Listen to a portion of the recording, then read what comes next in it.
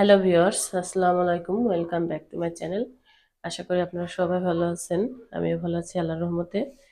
আজকে আমি রান্না করব আলু দিয়ে কবুতরের মাংসের একটা পাতলা ঝোল। এখানে আমি মাংসগুলো সুন্দর করে কেটে ধুয়ে নিয়েছি, আলুটা ছোট ছোট করে কেটে নিয়েছি, আর মশলাগুলো আমি একসাথে পাটায় বেটে নিয়েছি। চলুন রান্নাটা স্টার্ট করি। এখন আমি কড়াইটা গরম হয়ে গেছে, দিয়ে দিলাম খাঁটি সরিষার তেল। তেলটা গরম হয়ে গেছে, এবার আমি দিয়ে দেব আগে থেকে বেটে রাখা আদা, রসুন, পেঁয়াজ আর কিছুটা কাঁচামরিচ দিয়ে নিয়েছি আমি।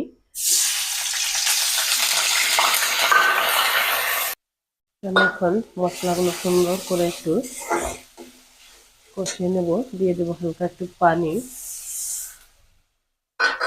এবার আমি এক এক করে দিয়ে নিব লবণ, পরিমাণ মতো লবণ দিয়ে দিব, একটু ধনিয়া,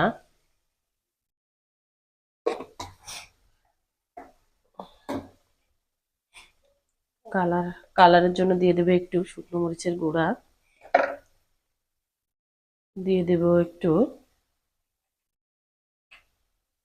হলুদ গুঁড়া, দিয়ে আমি এবার সুন্দর করে নাড়াচাড়া করব।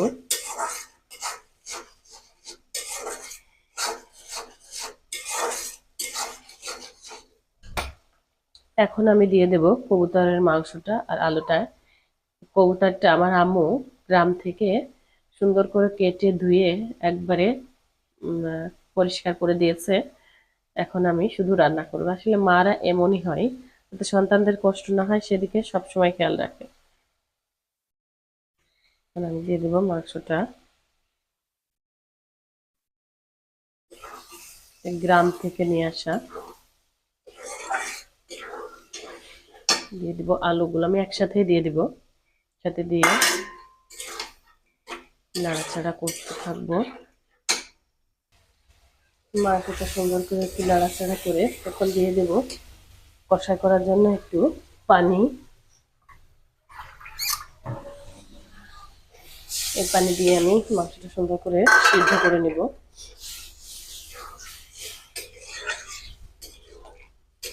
মাংসটা একটু ঝোলঝোল করে রান্না করব, কেননা কবুতরের মাংস ঝোলঝোল করে রান্না করে খেলে অনেক উপকার পাওয়া যায়। যাদের রক্ত শূন্যতা আছে তাদের জন্য কবুতরের মাংসটা খুবই দরকারি, কারণ কবুতরের মাংসে প্রচুর পরিমাণে রক্ত হয়। এখন ঢাকনা খুলে আমি নেড়ে চেড়ে দিব। আমার ঝোলটা এরকম সুন্দর করে এবার কষাই করে নেব।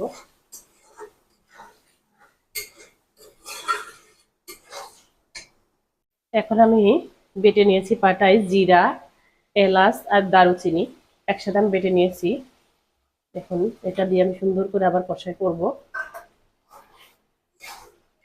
কবুতরের মাংসে এলাচ, দারুচিনি এগুলো বেটে দিলে টেস্টটা অনেক ভালো আসে। আপনারা চেষ্টা করবেন এটা একটু পাটায় বেটে দেওয়ার। এবার আমি সুন্দর করে মাংসটা কষিয়ে নিব। আমি অনেক সুন্দর করে মাংসটা কষিয়ে নিয়েছি, এবার দিয়ে দেবো ঝোলের জন্য পানিটা।